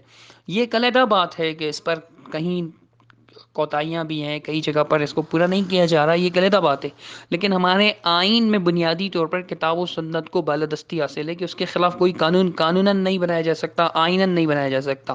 اگر بناتے ہیں تو وہ ہمارے آئین کے خلاف ہے۔ یہ آئین علماء کرام نے مل کر بنایا تھا، ٹھیک ہے، میں یہ نہیں کہتا کہ اس میں غلطی نہیں ہے، ہو سکتی ہے غلطی، امینڈمنٹس ہو سکتی ہیں اس میں، اللہ کی کتاب کے علاوہ، رسول اللہ صلی اللہ علیہ وسلم کی صحیح ثابت شدہ حسن احادیث کے علاوہ ہر ایک میں جو ہے نا وہ اصلاح کی گنجائش رہتی ہے۔ تو جو یہ بات ہے کہ کتاب و سنت کے خلاف کوئی قانون نہیں بن سکتا، آئین میں یہ بات موجود ہے۔ ہمارے یہاں جو علماء جمہوریت میں جاتے ہیں وہ کہتے ہیں کہ بھائی ہم تو جاتے ہی اس لیے ہیں، ہم تو وہاں جاتے ہی اس لیے ہیں کہ کوئی کتاب و سنت کے خلاف قانون بنا تو سارے اگر ایسے لوگ ہوئے جو دین کا علم نہیں رکھتے، دنیاوی پڑھے لکھے لوگ ہوں، انجینئر ڈاکٹر ہوں، تو ان کو تو نہیں نہ پتہ چلے گا، ہم ہوں گے تو ہم وہاں آواز اٹھائیں گے کہ لوگوں ہمارا آئین تو یہ کہتا ہے، پاک کا آئین تو یہ کہتا ہے کہ یہاں کوئی قانون کتاب و سنت کے خلاف نہیں بنے گا، تو تم کیسے بنا رہے ہو؟ یہ قانون مت بناؤ۔ ہم اس کے خلاف آواز اٹھائیں گے، لوگوں کی ذہن سازی کریں گے، تو وہ تو اس لیے جاتے ہیں۔ لیکن ہمیں کیا نظر آتا ہے؟ مثلا ایک بندہ کسی مندر میں جاتا ہے لوگوں کو غیر اللہ کی پوجا کرنے سے منع کرنے کے لیے کہ یہ مت کرو، یہ تمہارا کیا بنا سکتے ہیں؟ کچھ بھی نہیں کر سکتے یہ تمہارا، ٹھیک ہے؟ تو دیکھتی آنکھ دیکھتی ہے صرف یہ کہ وہ مندر میں جا رہے ہیں، دونوں مندر میں جا رہے ہیں، یہ نہیں دیکھ رہے کہ ایک مندر میں جا رہا ہے تو دوسروں کو سمجھانے کے لیے جا رہے تھے کہ بت کس کام کے ہیں، کیا کر سکتے ہیں؟ کچھ بھی تو نہیں کر سکتے۔ تو آپ صرف اس وجہ سے کہ وہ مندر میں جا رہا ہے آپ اس کو کافر و مشرک نہیں کہیں گے، آپ اس کو کافر و مشرک نہیں کہیں گے۔ سمجھدار ہوں گے تو آپ پوچھیں گے بھائی کیا لینے گئے تھے آپ؟ تو ماشاءاللہ مسلم ہیں، تو کہیں گے یار میں تو لوگوں کو نصیحت کرنے گیا تھا، دعوت دینے گیا تھا، پیار محبت سے اخلاق سے سمجھانے کی کوشش کرنے گیا تھا۔ لیکن جو جاہل ہوگا بولے گا یہ ان کی طرح مندر میں جا رہا ہے تو یہ بھی انہی میں سے۔ ارے بھائی وہ تو بتوں کی پوجا کے خلاف بولنے جا رہا ہے نا، وہ پوجا کرنے تو نہیں جا رہا، لیکن آپ اس پر کیا یہی حکم لگائیں گے؟ ایسا حکم لگائیں گے تو یہ آپ کی نادانی ہوگی۔ برطانیہ کی پارلیمنٹ جو ہے وہ کفار کی پارلیمنٹ ہے، وہ اگر ایسی کسی چیز کو جائز قرار دے دیتے ہیں تو آئین کا یہ جو ہے میرے پاس جو یعنی کہ نسخہ، میرے پاس کا فوٹو ہے، تو 145 پیج پر یہ بات لکھی ہوئی ہے آئین میں، اسلامی احکام کے چیپٹر میں جائیں حصہ نہم میں، تو سب سے پہلے یہ بات لکھی ہوئی ہے، 227 ہے اس کی شکل غالباً، آئین کی شکل۔ تو اس کے اندر یہ بات لکھی ہوئی ہے کہ کتاب و سنت کے خلاف کوئی قانون وضع نہیں کیا جائے گا جو مذکور احکام یعنی کتاب و سنت کے منافی ہو۔ تو یہ بات ہے، اس وجہ سے جو ہے برطانیہ کی پارلیمنٹ میں ایسا ہو سکتا ہے، پاکستان کی پارلیمنٹ میں ایسا یعنی کہ ممکن نہیں ہے، اور اس کی گنجائش ہے، احتجاج کرنے کی گنجائش موجود ہے۔ تو اکثریت موجود ہے، تو پھر میں کہہ رہا ہوں نا کہ اگر آپ سارے اختیارات خلیفہ کو دے دیں گے، نعوذ باللہ ثم نعوذ باللہ، میں خلافت کے خلاف نہیں ہوں، لیکن جس طرح کے اعتراضات کر کے آپ جمہوریت کو کفر و شرک ثابت کرتے ہیں، ایسے تو اگر کوئی جہالت پر اتر آئے تو وہ پھر خلافت پر بھی کر سکتا ہے کہ اگر جمہوریت غلط قانون بنا سکتی ہے تو خلیفہ بھی غلط قانون بنا سکتا ہے۔ تو اس کے علاوہ جو ہے سب سے بڑی بات یہ ہے کہ آپ اس معاملے میں عبدالحمید صاحب نے جو یہ جمہوریت کا مسئلہ اٹھایا، انہوں نے اپنا لٹریچر غور سے نہیں پڑھا ہوا ہے۔ یہ اسلامی یعنی جمہوری حکومت میں جو جا رہے ہیں، ان کے اوپر اتنا کفر و شرک کا فتویٰ لگانا اور وہ شاہ صاحب کی تقریر سنانا، شاہ صاحب نے تو کہا بھی نہیں ہے، شاہ صاحب نے تو کہا بھی نہیں، کافر و مشرک یہ اپنی طرف سے کہہ رہے ہیں اور الزام لگا رہے ہیں شاہ صاحب پر کہ شاہ صاحب نے کہا ہے، اس کا لبے لباب ہے، لبے لباب آپ جیسے لوگ نکالیں گے، آپ جس کام میں ماہر ہیں وہ کام کریں. میں نے آپ کو خانپور میں بھی کہا تھا کہ آپ میز کرسیاں بہت اچھی بناتے تھے, آپ وہی کام کریں. اذا وسید الامر الى غیر اہلی فانتظر الساعہ. اگر نااہل کے سپرد کوئی کام کر دیا جائے تو پھر یہ امانت ضائع کرنے کے مترادف ہے, اور پھر قیامت کا انتظار کرو. یعنی یہ اچھی چیز نہیں ہے, اللہ کے رسول صلی اللہ تعالی وسلم نے اس کو پسند نہیں کیا. اب آپ مجھے میز کرسی بنانے دیں گے تو میں تو میز کا برا حال کر دوں گا, کیل ٹوکنا بھی نہیں آتی مجھے تو اسی طرح جناب آپ جو ہے نا وہ یہ کارپینٹر ہیں بہت اچھے, ساری زندگی آپ کارپینٹر رہے, تو رجسٹرڈ جماعت المسلمین نے آپ کو مبلغ اسلام بنا دیا. اس کا مطلب یہ تھوڑی کہ آپ مبلغ اسلام ہو گئے. آپ نے تو اپنا اسلام جو ذاتی آپ لوگوں کا اسلام ہے جس کا انکار آپ کے نزدیک کفر ہے, وہ لٹریچر تک آپ نے نہیں پڑھا ہوا ہے. اب سنیے مجھ سے, اگر آپ اس طرح جمہوریت کو کافر ثابت کرتے ہیں کہ جی حکومتوں میں جا رہے ہیں, جمہوری حکومتوں میں جا رہے ہیں, یہ کافر ہیں, تو سنیے یہ آپ کا ایک لٹریچر میں آپ کا ایک کتاب ہے بڑا میانات, اس کا تو نام ہی بڑا عجیب ہے کہ طاغوت کے متعلق غلط فہمیاں اور ان کا ازالہ. کیا نام ہے بھائی کتاب سے کا؟ طاغوت کے متعلق غلط فہمیاں اور ان کا ازالہ. مطلب طاغوت کے متعلق بھی غلط فہمیاں جو ہے نا وہ دور کرنے کی ضرورت محسوس ہوئی آپ کے فرقے کو. تو دیکھیں میرے پاس تو اس وقت یہ کتابچہ نہیں ہے بلکہ وہ آئینہ دار ہے. تو آئینہ دار کے اندر اس کا صفحہ نمبر میرے بھائی بنتا ہے 245 246 پر لکھا ہے کہ الغرض طاغوت سے بچنا چاہیے. پھر آگے لکھتے ہیں کہ ہر کافر طاغوت ہوتا ہے, لیکن اس کا یہ مطلب نہیں کہ ہر کافر طاغوت ہوتا ہے, یہ مطلب نہیں ہے. یا ہر کافر کی حکومت طاغوت کی ہوتی ہے, ایسا نہیں ہے. ہاں جو کافر اللہ کے دین سے برگشتہ کرے وہ طاغوت ہوگا, اسی طرح وہ حکومت طاغوت کی حکومت ہوگی جو لوگوں کو اللہ کے دین کے خلاف چلائے. اب اس اعتبار سے دیکھیں تو جمہوری حکومتوں میں تو دینی آزادی دی ہوئی ہوتی ہے. آپ کو دیکھیں آپ کو بھی کتنی آزادی ہے, آپ کافر مشرک کہتے ہیں جن کو ان کو آپ کو بھی رجسٹریشن کر کے دے دی انہوں نے کہ ٹھیک ہے کوئی نہیں آپ رہیں رجسٹریشن ہو جائے. بس سال میں اپنے انتخابات کا اعلان کر دیجیے گا کہ فلاں صدر ہے, فلاں جنرل سیکرٹری ہے, اور فلاں جوائنٹ جنرل سیکرٹری ہے, فلاں پریس اور یہ سیکرٹری ہے, باڈی کا اعلان کر دیجیے گا. اس کے بارے میں مزید جو ہے نا وہ میں تحقیق کروں گا, چونکہ ساجد ربانی صاحب بھی جنرل سیکرٹری رہے ہیں اور بشارت جاوید صاحب بھی, سے بھی پوچھوں گا کہ یہ کیا پروسیس ہے, جنرل سیکرٹری بننے کی کیا ضرورت ہے, سال میں کیوں اعلان کیا جاتا ہے, پریس ریلیز کیوں جاری کی جاتی ہے رجسٹرڈ جماعت المسلمین کی طرف سے, کہ ظاہر سی بات ہے قانونی طور پر آپ پابند ہیں کہ آپ کو رجسٹریشن دی ہے تو آپ کو یہ کرنا پڑے گا. بہرحال یہ کوئی بنیادی بات نہیں ہے, اگر یہ غلط ثابت ہو بھی گئی تو میری جو بنیادی بات ہے وہ یہ ہے کہ لکھا ہوا ہے کہ جو لوگوں کو اللہ کے دین کے خلاف چلائے وہ طاغوت ہے. تو اب یہ تو اس کو تو طاغوت نہ کہیں نا, کم از کم آپ پاکستانی گورنمنٹ کو اپنے حساب سے, یہ تو نہیں چلاتی زبردستی, اس نے پوری آزادی دی ہوئی ہے, جو کتاب و سنت پہ چلنا چاہے چلے. تو آپ اس کو طاغوت تو نہیں کہیں گے نا, کم از کم اپنی فکر کے مطابق کم از کم یار جو آپ کا لٹریچر ہے اس پر تو عمل کریں. اب آگے مسئلہ رہتا ہے کہ جمہوری حکومت آپ اس کو کفر سمجھتے ہیں اگر, تب بھی آپ کو یہ حق نہیں پہنچتا کہ جو ان کے ساتھ خدمات انجام دے رہے ہیں, ان میں چاہ رہے ہیں اپنے حقوق حاصل کرنے کے لیے, اپنے بعض معاملات کے لیے یا ان کی اصلاح کے لیے, تو ایسی صورت میں آپ ان کو کافر و شرک, ان پر کفر و شرک کا حکم نہ لگائیں. آپ پر لازم ہے, جو کچھ آپ نے لکھا ہے آپ کو یاد نہیں رہتا ہے. نہ مسعود احمد صاحب رحمۃ اللہ علیہ کو یاد رہتا تھا, ایک شخص تھے آخر کتنی فکر کرتے, کہاں کہاں کی فکر کرتے وہ, نہ آپ لوگوں کو یاد رہتا, چونکہ ویسے بھی آپ لوگ تو چاہے وہ تقلید کے علاوہ تو کچھ جانتے نہیں تھے. تو دیکھیے نمبر 3 پر لکھا ہے, نمبر 3 یعنی تیسرا پوائنٹ یہ لکھا ہے کہ یوسف علیہ الصلوۃ والسلام ایک کافر بادشاہ کی ملازمت کرتے ہیں. یہ مسعود احمد صاحب نے لکھا ہے ملازمت کرتے ہیں, وہ تو وزیر تھے. مندرجہ والا آیت کی روح سے انہیں تو یہ حکم تھا کہ اپنی امت کو طاغوت سے بچنے کی تاکید کریں, لیکن وہ تو بقول شخص سے یعنی کسی فرد کے بقول طاغوت سے چمٹ گئے, نعوذ باللہ, اس کے ماتحت بن گئے. یہ مسعود صاحب کسی اور کی بات نقل کر رہے ہیں کہ اس کے بقول تو پھر ایسا ہو گیا نا, یہ مسعود صاحب کا نظریہ نہیں ہے, یاد رکھیے گا. مسعود احمد صاحب رحمۃ اللہ علیہ یہ نہیں کہہ رہے کہ یوسف علیہ السلام طاغوت سے چمٹ گئے یا ماتحت بن گئے, استغفر اللہ. سید مسعود احمد رحمہ اللہ نے یہ بات نہیں کہی. میں پھر سے وضاحت کر دوں, بقول شخص ہے یعنی ایک شخص جس کے خلاف یہ کتابچہ لکھا گیا ہے, اس کے بقول تو پھر ایسا ہو گیا. انہوں نے جو کچھ امت سے کہا تھا اس پر خود عمل نہیں کیا, ایسا ہرگز نہیں ہو سکتا. تردید کر رہے ہیں مسعود صاحب کہ ایسا ہرگز نہیں ہو سکتا. انہوں نے ایک کافر بادشاہ کی ملازمت تو کی, ملازمت تو وہ مان رہے ہیں, میں سمجھتا ہوں کہ ملازمت بھی مناسب لفظ نہیں تھا. کافر بادشاہ کے ساتھ مل کر لوگوں کی خدمت کی, لوگوں کی فلاح و بہبود کے کام کیے, یہ زیادہ مناسب الفاظ تھے. بہرحال تو لیکن اب ایسے اگر لیا جائے نا تو کہیں کہ یہ گستاخی کا فتویٰ جیسے لوگ لگا رہے ہیں ہمارے اوپر زبردستی. عبدالحمید اپنا اشتہار دکھا رہا ہے, تقلیدی اشتہار, 2 منٹ اس اشتہار پہ بات نہیں کر سکتے, تو ایسے ہم کہہ سکتے ہیں کہ یار کافر بادشاہ کی ملازمت کہہ کر نا یوسف علیہ الصلوۃ والسلام کی گستاخی کی ہے مسعود صاحب نے. اللہ ہمیں بچائے ایسے کسی کو زبردستی گستاخ ثابت کرنے سے, یا آپ لوگوں کو مبارک ہو.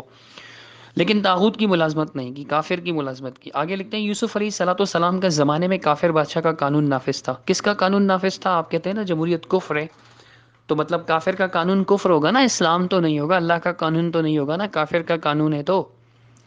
کہتے ہیں کافر بادشاہ کا قانون نافذ تھا۔ اللہ تعالیٰ نے فرمایا ما کان لیأخذ اخاہ فی دین الملک، وہ اپنے بھائی کو چوری کے الزام میں بادشاہ کے قانون کے مطابق روک نہیں سکتے تھے، چوری کے الزام میں وہ نہیں روک سکتے تھے بادشاہ کے قانون کے مطابق۔ اب مسعود احمد صاحب اس آیت کو نقل کرنے کو، یوسف کی 76 ہے، سورہ یوسف کی 76 نمبر کی آیت ہے، تشریح کرتے ہوئے صفحہ 247 پہ لکھتے ہیں یوسف علیہ الصلوۃ والسلام کافر بادشاہ کے قانون کے ماتحت ملازمت کر رہے تھے، اللہ تعالیٰ کا قانون نافذ نہیں تھا۔ البتہ یہ ضرور ہوگا کہ اللہ تعالیٰ نے بادشاہ کے قانون کے خلاف کوئی قانون نافذ نہیں کیا ہوگا، یہ ضرور ہوگا کہ اللہ تعالیٰ نے بادشاہ کے قانون کے خلاف کوئی قانون نافذ نہیں کیا ہوگا۔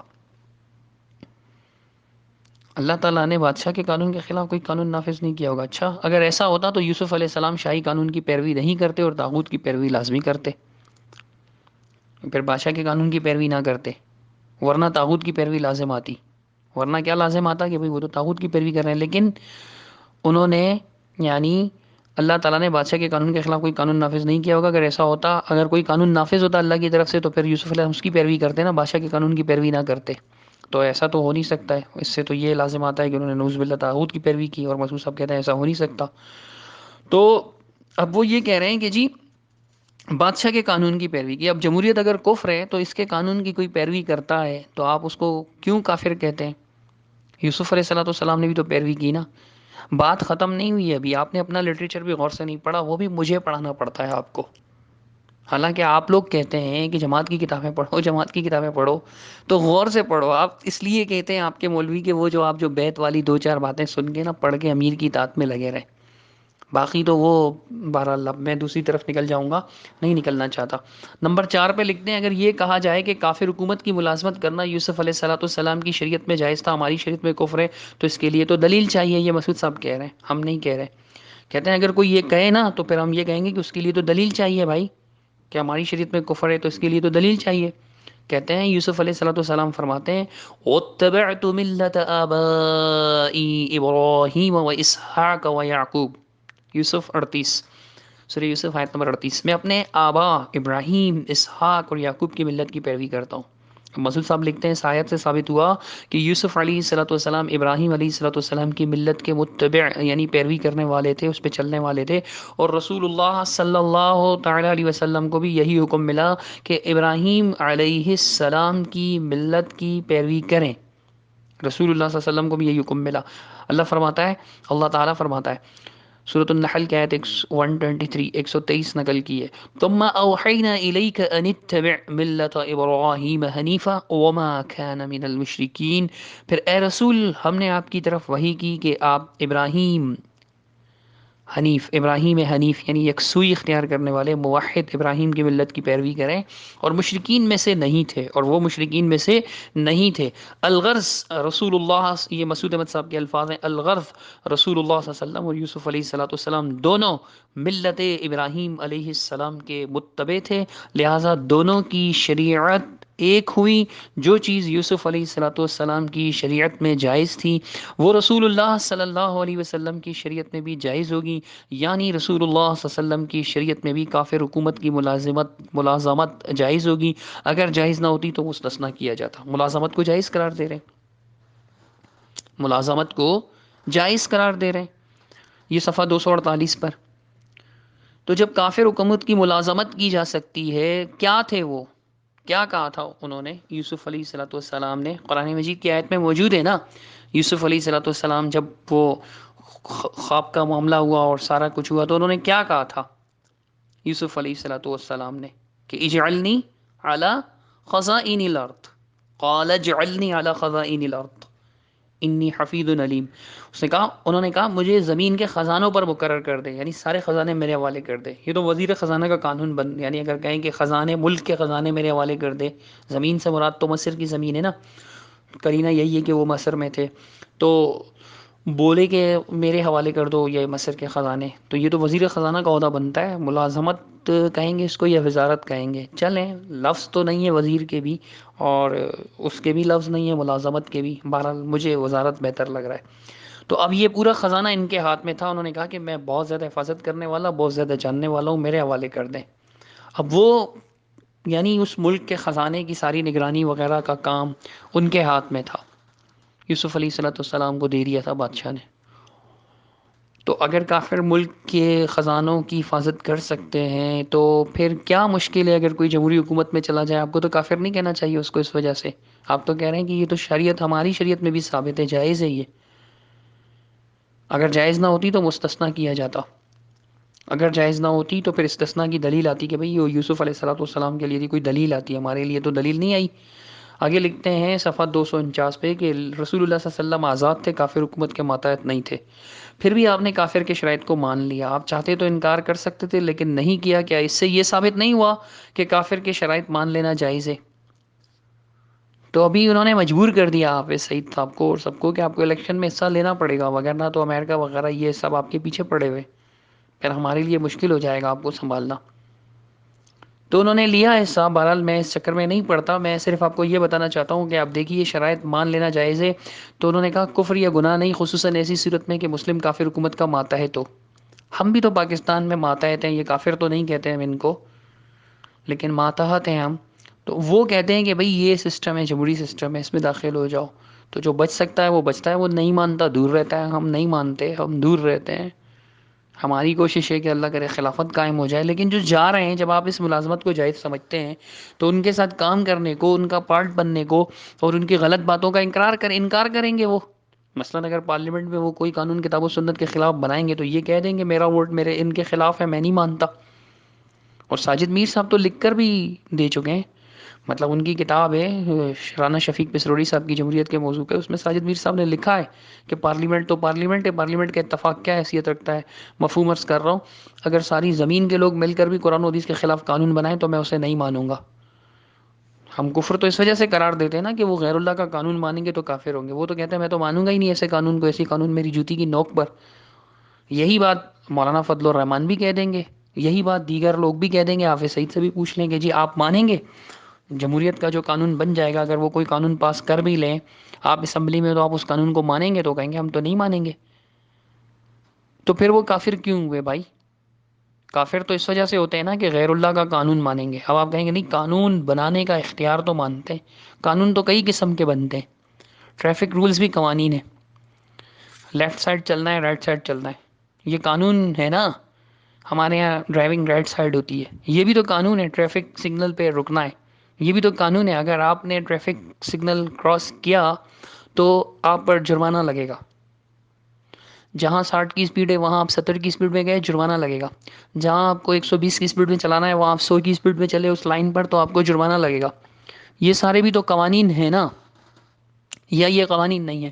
آپ کو شناختی کارڈ بنانا ہوگا، آپ نکاح کریں گے تو آپ کو نکاح فارم بنانا ہوگا، آپ کے یہاں بچہ ہوگا تو آپ کو اپنے بچے کا برتھ سرٹیفکیٹ بنوانا پڑے گا، یہ سب تو قوانین بنائے گئے ہمارے ملک میں ہی بنائے گئے، یہ سب قوانین ہے نا۔ آپ رجسٹرڈ کہتے ہیں اس بنیاد پر صدیق رضا رجسٹرڈ مجھے تو نہیں برا لگتا اگر یہ رجسٹریشن ہے تو کوئی بات نہیں، آپ کہیے 100 دفعہ کہیے، شوق سے کہیے، بدلے میں یہ بھی نہیں کہوں گا کہ عبدالحمید رجسٹرڈ، میں نہیں کہوں گا، ارشد رجسٹرڈ نہیں کہوں گا، آپ لوگ کہیں اپنا شوق پورا کریں، لیکن جماعت المسلمین رجسٹرڈ اس لیے کہوں گا کہ آپ کی کتابوں میں لکھا ہوتا ہے، اور یہی تو آپ کا تعارف ہے دوسری جماعت المسلمینوں سے، یہی چیز تو آپ کو یعنی الگ کرتی ہے کہ آپ کو یہ اعزاز حاصل ہے کہ گورنمنٹ آف پاکستان نے آپ کو رجسٹرڈ کیا ہوا ہے، آپ نے ان سے رجسٹریشن کروائی ہوئی ہے، رجسٹریشن فیس بھر کر۔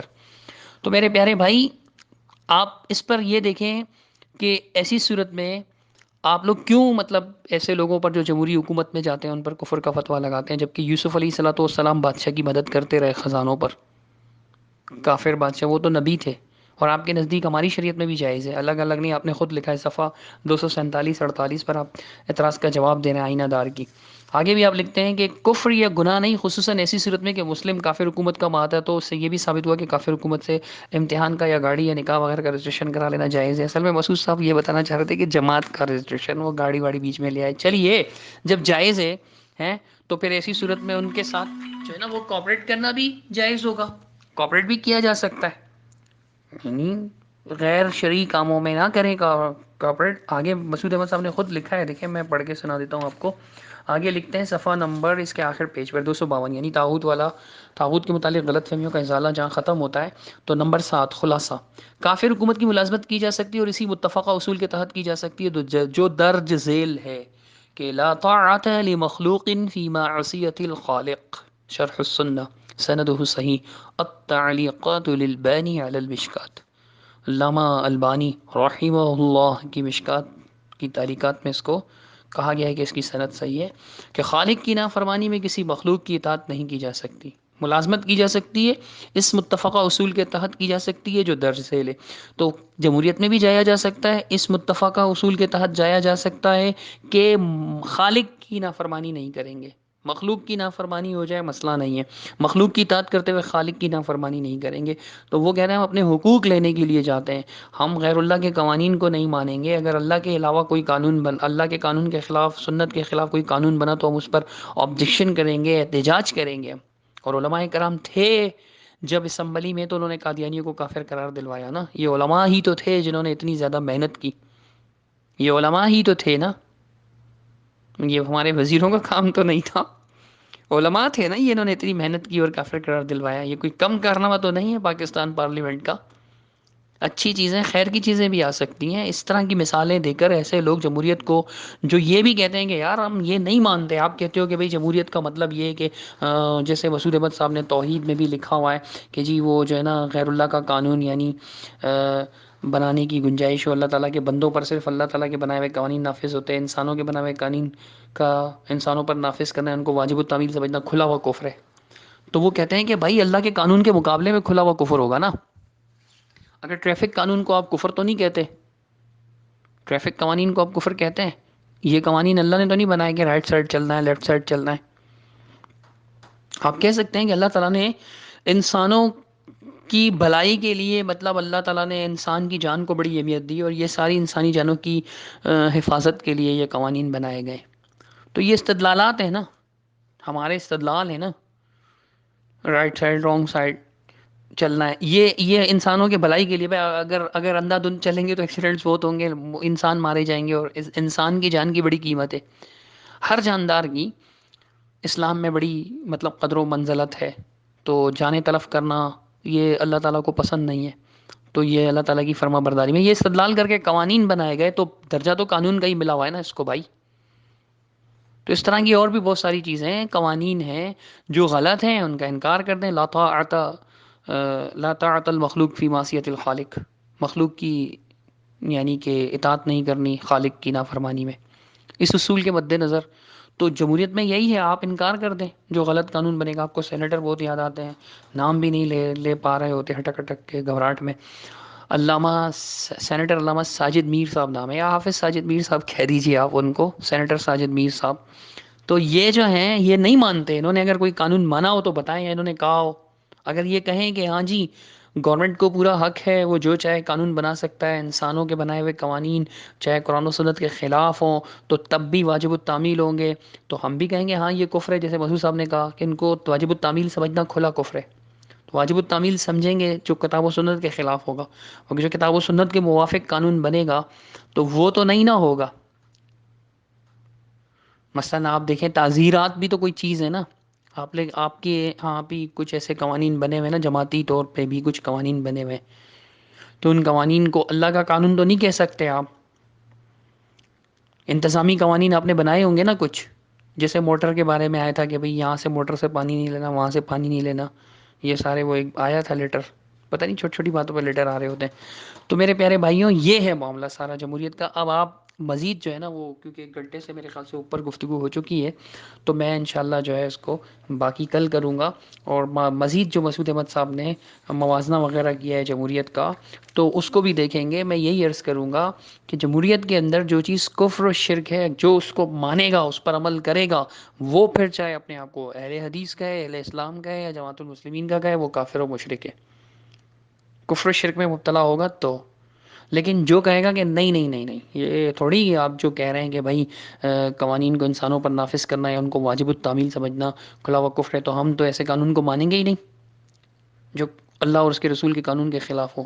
آئین میں، ہمارے آئین میں تو بالادستی تسلیم کی گئی ہے، ہم وہ پیش کر کے انکار کر دیں گے.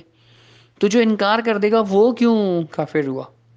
اور پھر طاغوت کے متعلق جو آپ کی غلط فہمیاں اور ان کا ازالہ ہے اس کو غور سے پڑھیں.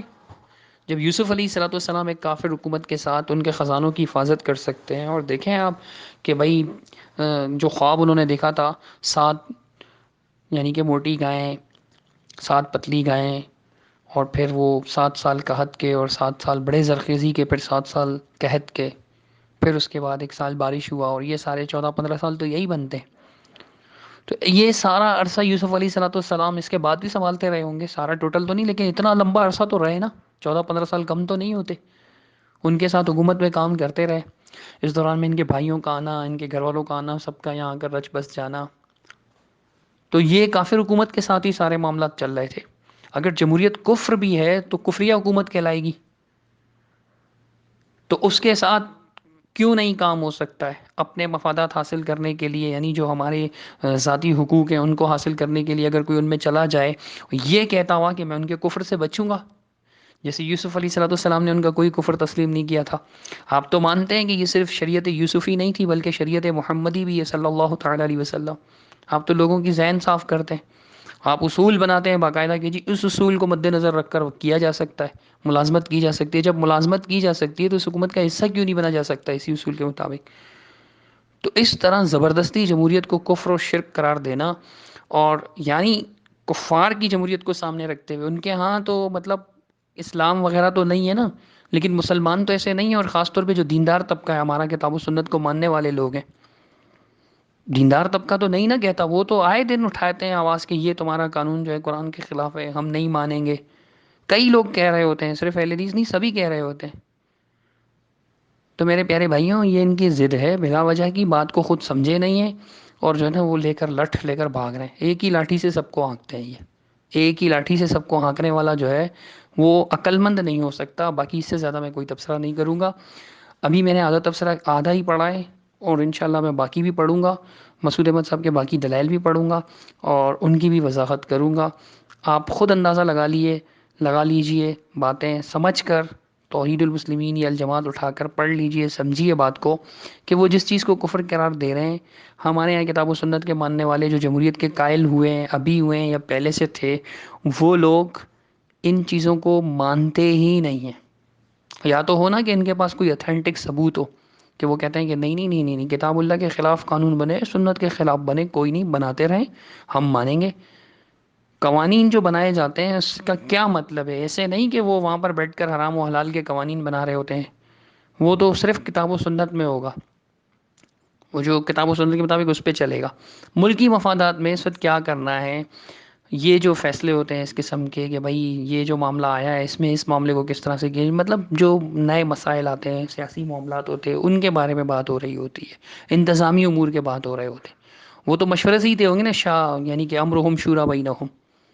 تو وہ پارلیمنٹ مشورے کی جگہ ہے. اب 20 کروڑ لوگ مشورہ دیں بہت مشکل ہے. تو یہ ایک آسان سسٹم ان کو نظر آتا ہے.